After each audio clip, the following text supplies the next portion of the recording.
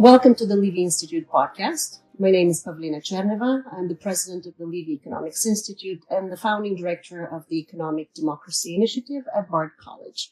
I will be your host today for this installment of the Levy Institute podcast. The Levy Institute is a nonprofit, nonpartisan public policy research organization. We are housed here at Bard College, and we created this podcast with the goal of sharing conversations on important economic issues that go beyond the conventional approaches.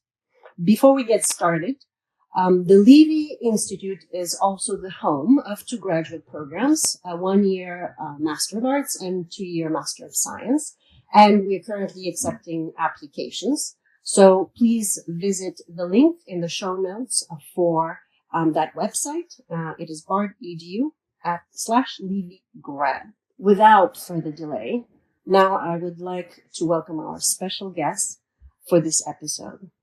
I'm delighted to be joined by Professor Robert Skidelsky, who is Emeritus Professor of Political Economy at University of Warwick, a member of the House of Lords, and biographer of one of the most influential economists of the 20th century, John Maynard Keynes. Thank you, Robert, for joining us. Thank you for asking me. Robert, you are known, among other things, as the biographer of John Maynard Keynes. But if I may, I'd like to start with your own intellectual history. As I mentioned at the outset, you're a professor of political economy, but you didn't start out in economics. And as you say in your 2020 book, What's Wrong with Economics, you say that you came to it as an outsider and that you even today still speak the language of economics with an accent. So can you share with us how you came to econ, about that journey, and how you came to the work of John Maynard Keynes in particular? Well, you're quite right. I studied history at Oxford, and the Oxford history degree was notably stuck in the early modern period. It did manage to struggle up to the end of the 19th century, but that was as far as it got. So when I went into graduate school, I actually was interested in the 20th century, which we hadn't covered in history at all. And for some reason, I can tell you why, I got interested in the politics of the Great Depression. And I started my dissertation on that. Well, I didn't know any economics at that time because we were never taught any economics in the history degree, but I'd chosen a subject of which the economy was the central feature. So I had to find out some economics. So I did do some economics. I tell you, there was a man, a fellow graduate student, maybe he was a tiny bit older, called Marty Feldstein at Nuffield College, Oxford. And I said to him, could you draw me some supply and demand diagrams, please, Marty? And what about this guy Keynes? Because he'd featured increasingly in my work on the politics of the Great Depression. The book was eventually published as Politicians and the Slump in 1967, and it was about the politics of the Great Depression. And there were two people that particularly interested me in that, in my work in that area. The first was someone called Oswald Mosley, who became British fascist, leader of the British Fascist Party, but was the first political Keynesian in politics, with a good understanding of Keynes. He was young, and all that goes with his autocratic personality. And the other, more durable interest was Keynes, because he was saying, look, you don't have to go through all this. You don't have to, it's not necessary to have millions of unemployed. You can do something about it. And so I got interested in his economic through that route. And it proved to be an enduring interest. And I, was immensely attracted by him as a person, by his prose. And I learned a lot of my economics from Keynes. He was my teacher. He wasn't there in the flesh, but on the other hand, he had all his writings, and they were a terrific source. But then I also had two other teachers who had made a great influence on me. One was called Nicky Caldo, Hungarian economist, very well known, and the other, very contrasting, was Ian Little. They were both, I met them both in my time at Oxford. Eventually, I got a house in the south of France in a little village in which they both had houses. These economists used to argue with each other. I remember the arguments that went on because Ian was much more neoclassical and Nicky was, of course, Keynesian and Koletzian. And they were arguing about, does the theory of comparative advantage presume competition or not? I mean, does it allow for scale? And one of them said yes, the other one said no. Anyway, that's long-winded answer to your question. No, it is very interesting because you arrive to economics as a historian. You arrive as somebody who's reading Keynes in the original, not interpretations of Keynes, but you're immersed in the debates of the time.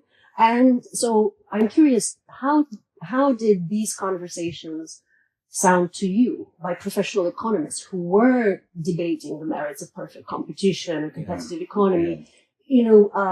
Were you approaching all of that with some skepticism as a historian, or was the method completely foreign to you? How did you see? My earliest reaction was a terrific eagerness to find out how they did it.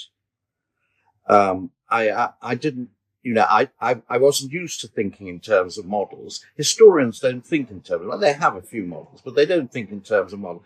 So, and I was also, my maths was not good, but what there was of it had rusted away a great deal. So I was eager to get that up to the kind of speed, but sufficient for me to be able to understand elementary economics, to be able to read an economics textbook and understand the basic principle.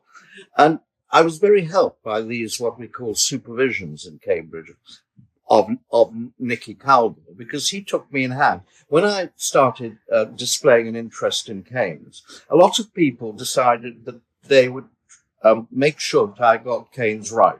That is, the way they saw Keynes, and not the way others saw Keynes. Because within the Keynesian camp, which itself was slightly falling to pieces by this time, there were many, many arguments, divisions. And they wanted to make sure that this biography of Keynes was their Keynes. And so what I did was I listened to all of them and then in the end wrote my Keynes. That's fantastic. My Keynes. I think that there are many varieties of Keynes. I think this is quite true. And I want to talk a little bit more about methodology. But before we go there, let's just bring it back to the policy realm. How many times have we heard the phrase, "we all Keynesians now"? Like, famous Milton Friedman used that phrase, but then it was used periodically by Richard Nixon. And then those of us who study Keynes in the original lamented the fact that it wasn't really what we thought was the true Keynes, that whatever Keynesian policies we saw in the 70s were not true to the Keynesian message. That was then later abandoned in the 90s and the 2000s with fiscal austerity, fiscal discipline. And 2008, we saw a glimmer of hope, the return of fiscal policy, which didn't really arrive until 2020 with the response to COVID. And we did see this predominantly in the global north. So are we just seeing a version of Keynes? Are we all Keynesians now, or are we still missing? Well, I don't think we are Keynesians now. You're right. There was this revival in 2008, and I wrote a book at the time called The Return of the Master. And then some reviewer reviewing it a year or two later said his return was very temporary. And in fact, we're all Keynesians now. Is obviously the case under certain conditions. For example, Robert Lucas, who is arch anti-Keynesian, rational expectations, sort of, economist, said we're all Keynesians in the foxhole. And so if everything does collapse, and, you're threatened with the collapse of the whole system, well, then Keynes comes back. I mean, but people have been Keynesians in that sense since the dawn of time. I mean, they will, take action to avert a complete catastrophe. In that sense, we're all Keynesians in the foxhole. But of course, Keynes wasn't for the foxhole. I mean, his idea was you had to manage an economy so that you didn't fall into these foxholes. Yeah, that's right. And whereas the view that took over was that the foxhole was a very exceptional event. There was some shock of some kind. Could be unexplained, could be government-induced shock, it could be any kind of shock. And then because of stickiness in the economy, there wasn't an instant adjustment. And so it was possible that you could get stuck in the foxhole for some time, at which point your central bank, your treasury come in to rescue. As soon as the rescue is finished, then they withdraw to a situation where you don't expect these catastrophes to happen again. Yeah. And to use the phrase that Paul Krugman had used in one of his books, Keynes is not depression economics. I mean, it is true that we resort to, government interventions in times of crises, but Keynes is much more than this. And I think this ties back to the question of methodology, that there may be new crises, new sources of crises, whether it is a pandemic, whether it is geopolitical, whether it is technology.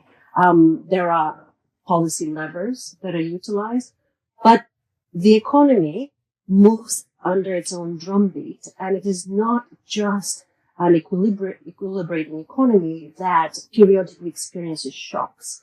And in some sense, the way we approach our understanding of the economy can help us see when unsustainable processes are developing. So that leads me to the question, how do you see the role of methodology, the worldview that we have in the way we build our models, in the way that we put the assumptions in our theories?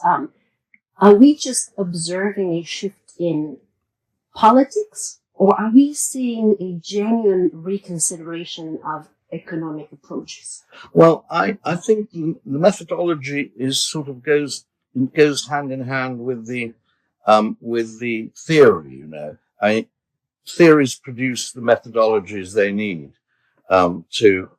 I don't know. Is it that way around, or is it the methodology then determines the theory? Because you can't do anything outside the methodology. You can't think any thoughts outside the methodology. So the connection is quite subtle. I think with Keynes, it's one thing I did want to say. One's got to remember that he was first and foremost a monetary theorist.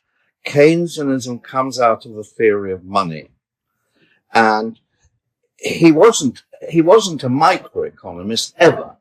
In fact, it was said about him by Jane Robinson and Miles, he never took the 2 or 3 hours necessary to master microeconomics, and that someone else said the trouble with Maynard Keynes is he never had a budget constraint and all that sort of stuff. Of course, he understood microeconomics as much as he needed to, but you had a theory of money, and the first theory of money, which was available to him at the time, was the quantity theory of money. And so he was a quantity theorist for most of his life. And that's why Milton Friedman regards his tract on monetary reform as his best book, and why I think of the quarrel between Keynesians and monetarists as a sectarian quarrel within macroeconomics. I mean, there wasn't any macroeconomics. There was the theory of money. And Keynes then converted that into a theory of monetary production as he went on through his life. But money was always at the center, and it was the misbehavior of money that systematically caused instability in the economy. And the misbehavior of money was because our future was uncertain, and we kept money as a hedge against this uncertainty. So that sort of destroyed the rate of interest as an equilibrating mechanism. I mean, that's the way roughly it went. So if you think of money, if you think of the propensity to hoard money as a security against uncertainty, then that affects the rate of interest, because it then is too high. It has to deal with the problem of getting people to dishoard. So it then becomes the price for not hoarding. And that means it can't be the equilibrating mechanism between saving and investment. I mean, that's the sort of way I think he eventually gets to the general theory. So, monetarists, presumably take that message from Keynes that we need to take money seriously, but they don't take liquidity preference seriously. They don't. They do not see in fact, the financial aspects of the economy that allow one to divert some of their income into non-employment generating assets. And so then that creates a divergence in the way we understand as you said, this instability of the economy, something which was significantly then elaborated by one of the economists who worked at the Levy Economics Institute, Hyman Minsky. Yeah. So while Keynes gave us the investment theory of the business cycle, he taught us why monetary economy is naturally unstable. Minsky then elaborated on the liquidity preference to tell us why the financial sector, the financing of capital assets adds another layer of instability. And so when you wrote the Return of Keynes, the book after the 2008 crisis, you said that the profession failed phenomenally, not because they were individual culprits, credit rating agencies, improper lending standards, securitization, but because the profession itself didn't take finance and financialization to heart. So, do you think that we have actually moved beyond that, and that there have been significant developments where we are understanding the economy as a monetary production? Because in some sense, you could argue questions of financialization are not on the front pages of newspapers today. No, I don't think I think in some ways, we've certainly regressed at the time of the Friedman and rational expectations revolution. I mean, rational expectations really ruled out uncertainty as a dominating. It then had to be some response to shock, externally generated, not generated within the economy itself. So you'd regressed from the point which Keynes had regarded money as, a determining thing. Then, you're quite right.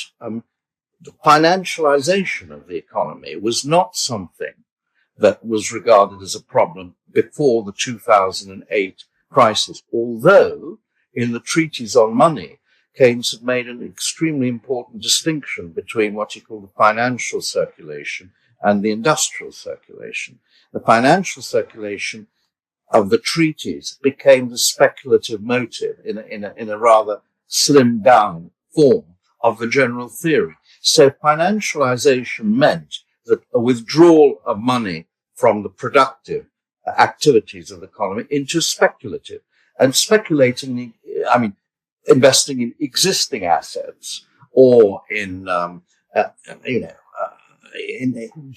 money or anything else, but not in the productive economy. So, I think that insight of the alternative uses of saving was lost, and you got to return to the original loanable funds theory, whereby all saving is really via the financial system channeled into productive investment. Yeah. Now, if the financial system is actually keeping some of that money for speculative purposes, it's obviously not doing this job, and therefore the character of the financial system becomes very, very important. You've got to understand what it is, who is in control of it, and its relations with the real economy. And that, I think, that whole area was lost, and it's starting to be recovered again. We are talking about financialization, even such pinnacles of sound wisdom as Adair Turner, our British person, started saying, look, the financial system doesn't do what it's meant to. I mean, a lot of money churning around the financial world, he calls social waste, and churning around this system cut off from the productive economy, I think is a very important characterization of what goes on. And it also explains, in my view, the failure of quantitative easing to do its job. I mean, this was, of course, it was originally designed simply to bail out the banks. But then there was a whole theory that you were actually, by buying assets, the bank was creating a productive economy. But a lot of it simply went into the financial circulation, and therefore didn't have the boost or stimulus that it was intended to. In certain sense, the financial system was never really an intermediary system. But textbooks continue to kind of teach the role of banks as intermediaries rather than as creators of financial liabilities. And that is a core distinction, or at least a core insight in allowing us to understand financialization and the ever-expanding nature of financial liabilities that then are at the heart of financial crises. But the profession, while it didn't focus on this, on private finance to the degree that we're discussing here, to the degree that Keynes discussed, and certainly not to the degree that Keynes discussed, the layers upon layers of financial liabilities that are being created through private finance. I would say also that the profession failed to understand public financing institutions as well. Yeah. And certainly after 2008, and without a doubt after COVID, it was abundantly clear that the state comes in with its own financing capacities to respond to these crises, independent of private finance, independent of private creditors, and that insight into the nature of public financing institutions, central banks and treasuries, to fund policy responses seems to be forgotten. But some approaches, like the modern money approach, have tried to bring this insight to the fore of the analysis, to articulate why the state is an agent that's quite distinct from private agents in its financing capacities. It's had very little influence on policy, I'm afraid. And you know, when we had debates in England about that preceded the arrival of the Labour government and its spending promises, the predominant response was, where are they going to get the money from? A deficit, you have to repay. You have to get some money from somewhere. I mean, no modern monetary theory there. Not a vestige of it. What there is the household. There are two models, I think. First of all, the barter model, which is the barter model of the economy, in which finance is simply a lubricant or an intermediary, as you say. Money has no independent role. And the second is the theory of the household. So that, public finances are simply an enlarged version of private finances. The idea that the public household has a bank behind it, so it's sort of almost irrelevant.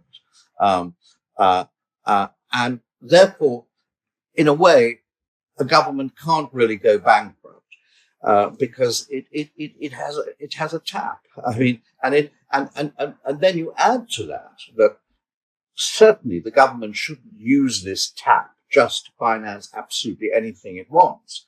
But if there is a case for running a deficit, let's say a case because there's a big increased unemployment or the economy is clear, then the deficit will tend to cure itself just by increasing the revenues of the state in its stimulus effect.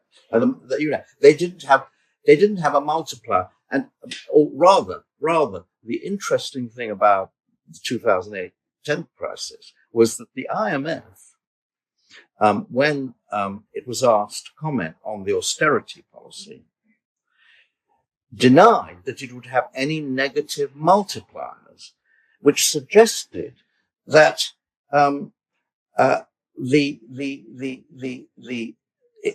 that it was simply the right way to restore confidence in the economy and it would then get the economy going in a normal way again. I think the absence of any multiplier theory is huge in discussion of public finance.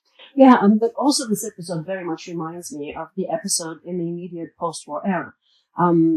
Abel Lerner at the time had written a fair amount on the sovereign nature of public finance, and he wrote the functional finance.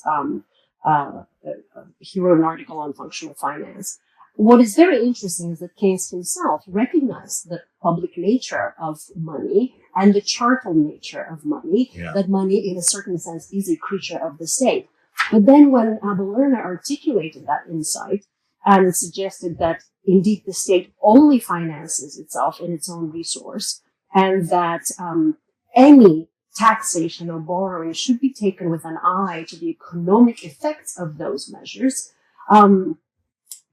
Keynes had a really very interesting quote saying, Lerner's argument is impeccable, I quote, but heaven help anyone who tries to put it across the plain man at this stage of the evolution of our ideas. So it seems to me you're suggesting that now that we're back to talking about, budget cuts and austerity and fiscal prudence, that the evolution of our ideas hasn't really moved much forward. Gone backwards. What is the way out of this impasse? MMT tends to rely on sociologists and historians for our understanding of the institutional evolution of public finance.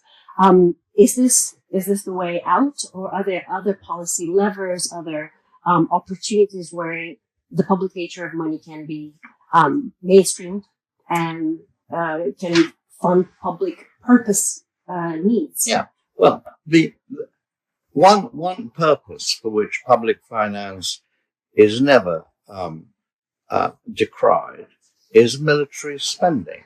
Now, if you can create a world in which you're surrounded by enemies and you have to rearm, then you have no one then queries deficits. If you're preparing for war or if you're fighting a war, no one queries deficits. In that sense, Keynesianism has always been inherent in the structure of the state and the state system, because they've always incurred huge deficits and increased public debt in order to fight or prepare for wars. What I'm thinking now is that we are setting up a world to justify military Keynesianism again. Mm-hmm. Yeah. And I think it's partly the way we interpret things. It's not an inevitable interpretation of what's going on, but we're creating a geopolitics which justifies a certain kind of fiscal policy. And that, as I think it was Bush said, if you're in a war, you're a Keynesian. Or he said something to that effect. So that's one way we're going to get a policy lever that's being used. The other thing which we haven't used, but I mean is very important to use, is public sector job guarantee. That's not a monetary lever, you see. But what it does presuppose is that there is an unemployment problem. If you don't have a demand side to your economics, you're always at your natural rate, barring the shocks and the foxholes that come, at odd moments. Therefore, you never need this kind of policy. But we know we're not there. We know that there is a problem of demand in the economy. The American economy and the British economy is not fully employed. There's spare capacity, whatever the headline unemployment figures tell us, which are obviously claimant count figures, don't measure properly the amount of spare capacity in the economy. There you come in with your public sector work guarantee, and then that's a non-monetary tool. Of course, you have to produce the money to pay for it, but you're actually directly providing work. You're not printing the money and hoping that someone will spend it. You're spending it yourself. This is exactly right. The conventional approach job creation is always a byproduct, a residual, a result of policy that never really creates the adequate employment opportunities. And while there was some talk about automatic stabilizers before the pandemic, the return of automatic stabilizers, one automatic stabilizer that was always missing from that conversation was the public employment stabilizer, the one that links exactly the expenditure directly to socially useful work, and in a way strengthens the basic job offer. Because one of the lessons I would say from the post-COVID recovery is that while the mainline numbers of growth were quite robust, they didn't really indicate or speak to the lived experience of working people. That the precarity of employment is still a pervasive feature in the economy, which brings me to your latest book. It is Mindless, where you talk about the impact of technology on the human condition, including on employment and on jobs. In the UK, that is called The Machine Age. The book is titled The Machine Age. But and that will be the subject of a talk that you will be giving at Bard College. We will put the link to that conversation also in the show notes. But if you would spend a few minutes telling us why anxieties over machines are just as pervasive as they were 100 or even more ago, and why hasn't the Keynesian prediction come to fruition, the one that he made in the Economic Possibilities for Our Grandchildren, that indeed technology will significantly improve our standards of living, where we can enjoy more leisure and less work? I'll answer that in a minute, Pavlina. Could I go back to one thing about Keynes that I didn't say, and it really arose when you asked about the methodology of economics, and that is Keynes's view of stickiness. I mean, stickiness was a key concept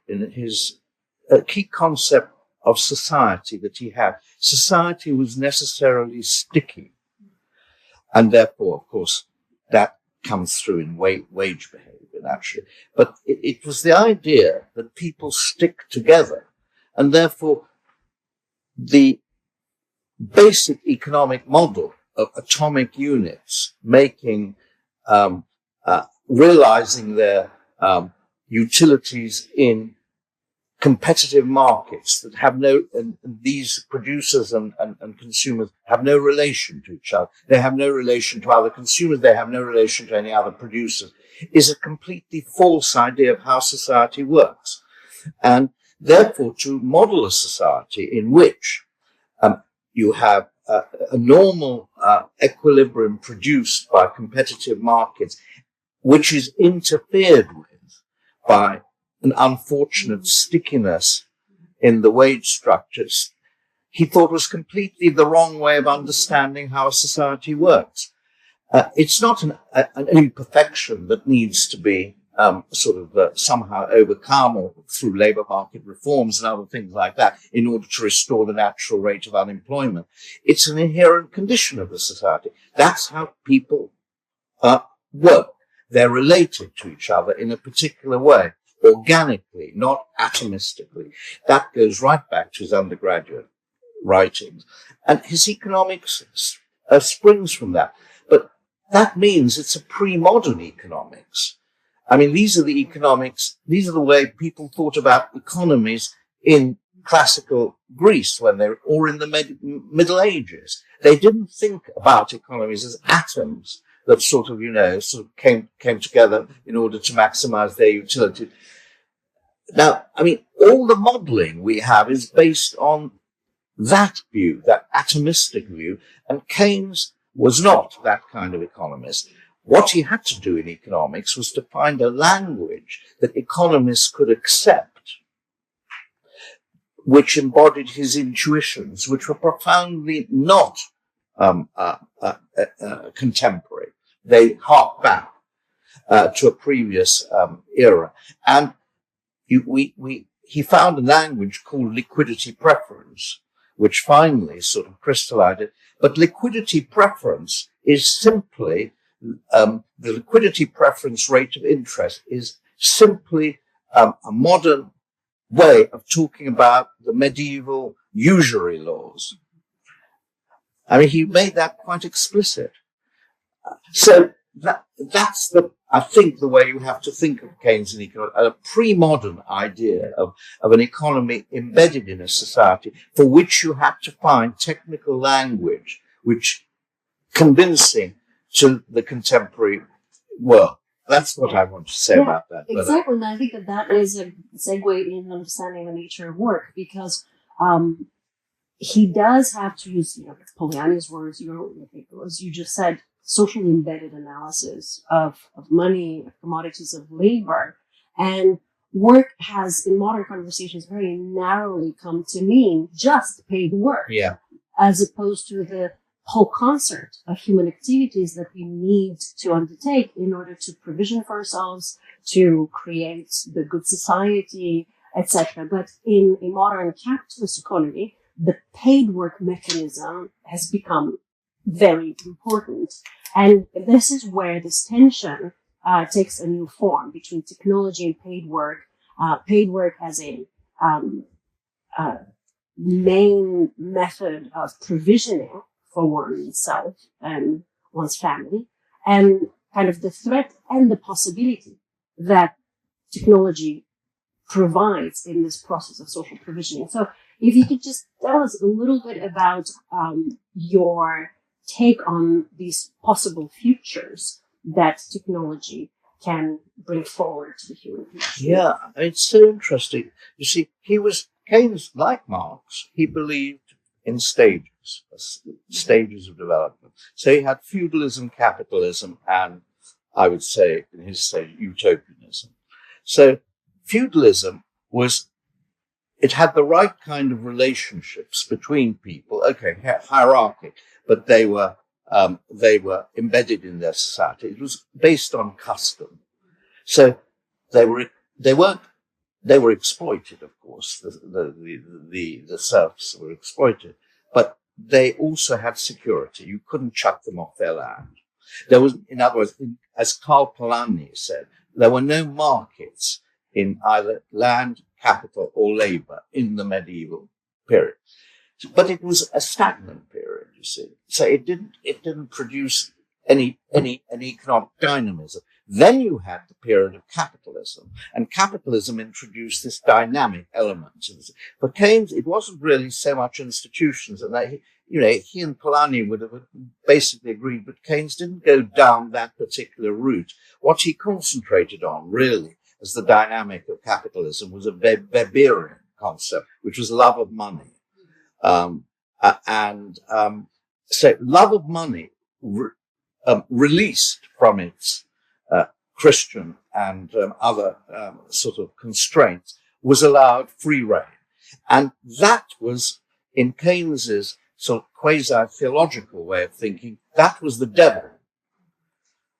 But it was the devil that enabled you to proceed from stagnation to utopia, you see. I mean, that's the way he thought about it. Love of money released the productive capacity of people. It simply meant that you had a huge rate of technical progress, which gradually freed people from the necessity of labor. So more and more of their time could be devoted to what made life worth living rather than toiling. That's roughly the way I think. And so he comes to this famous, sort of in the end, this phrase in the economic possibilities of our grandchildren. He said, 3 hours a day will be enough to satisfy the old Adam in us. The whole thing is theological. I mean, this is a return to Eden. And there was a fall. And God cursed humans and by making them work. And God's curse became the economist's cost. You have to understand it in his way of thinking in exactly those terms. And this cost, technology was reducing the cost. And that was then eliminating the curse. You see, and so in the end, you would be able to regain Eden. Now, it didn't happen. But I think you can set it in that frame, and that, I think, gives you a clue to the message of economic possibilities. And so I started the book on the machine age, really, with the question, why didn't it happen? I'd written a previous book, actually, to ask that question, called How Much Is Enough?, in which I identify, or my co-author and I, my son, who wrote it together, sort of, identify insatiability as one of the things Keynes didn't consider. But here I go into it in much more depth, I think. And there was still the question, why didn't the age of abundance come in the time period Keynes wanted? And so I really come in that bit of the book to the view that what we do what capitalism does, particularly financial capitalism, but also military capitalism, it simply recreates scarcity the whole time. Instead of moving from the age of scarcity to the age of abundance, we're simply recreating scarcity. I mean, we're spending huge amounts of money on the military, and then the advertising, relentless advertising. You're always creating scarcity. There's never enough. And then you get the question, where's the money going to come from? And you get into that terrible vicious circle which we're in at the moment. And leave aside even all that, Keynes really thought of it in terms of the Western world, and he realized. But you see, at that time, the world population was only about 2 or 3 billion. It's now almost 8 billion, and so what you've had also to interrupt this kind of passage to utopia is the reappearance of Malthus. So this is how I start the book anyway.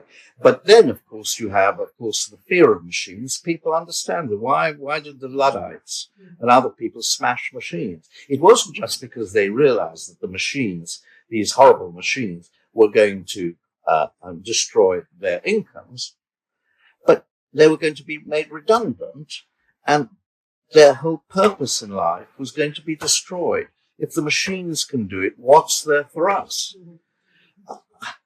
And there's never been a satisfactory answer to that. The standard answer, well, you just have to upskill yourself. You can't rely on being stagnant with your old technology when all these wonderful machines are advancing. You've got to race with the machines. And that'll be the future. But it doesn't sound right. I mean, people get pride in what they're doing, in the skills they have. Many of them have pride in being able to do things which technology is now telling them is obsolete. And instead, what they're offered are wonderful oases of creativity that are going to take the place of work. We're entering this wonderful age of mass creativity. I mean, it sounds false to me. And it seems that it does allow an opening at the end for policies like the job guarantee or public service employment, where we create a value system that recognizes work that is not typically remunerated in the marketplace, where social useful work can be performed, things that improve the good life that seem to be in short demand, and at the same time embrace automation for some of these other tasks on which people so rightly depend, but they are, in industries that don't pay well, terrible working conditions, and some work indeed can and should be automated. Yes, it should be. But what about the cognitive side, you see? Because the old thing was, the old idea was the machines took over physical work. And so that was a relief. We no longer beasts of burden. So that good, machines good, although there was still always then the question, what do you do next? So the whole economic argument about how it actually increases the demand for labor in a roundabout way and so on. But then you get the next sort of the next kind of place for work is cognitive work. That is middle class office work. That's the safe area. And of course, our system really, in the last 40 or 50 years, I mean, until about 2000, was built on a slow shift from manual work to professional work. Now they can do that as well, the machines. So where do you go next? And you, as I say, you get into these two rather sort of unsatisfactory, maybe dead ends. I mean, one is you spend your time caring. So you get, because we're living older, caring professions. Goethe once had a wonderful remark about this. He said, we'll end up in a situation in which society is a giant hospital in which one lot of people care for another lot of people. That's one end of this. And the other is this sort of expansion of creativity, which is undefined and rather vague. So that's on the work side of things. The care and creative economy as possible futures. I think we'll end it there, and then we will get a lot more of your insights in the lecture at Bard College. So thank you so very much for this wonderful conversation, for visiting us here at the Levy Economics Institute and Bard College. To our listeners, we hope that you enjoyed this conversation and others that are posted on our podcast, which you can find on your favorite social platform. As a reminder, once again, check the show notes for links to the Levy graduate program and upcoming events. You can follow us on X, Instagram, Facebook, at Levy Econ. And you can also subscribe to the Institute newsletter at levyinstitute.org. Stay tuned for more.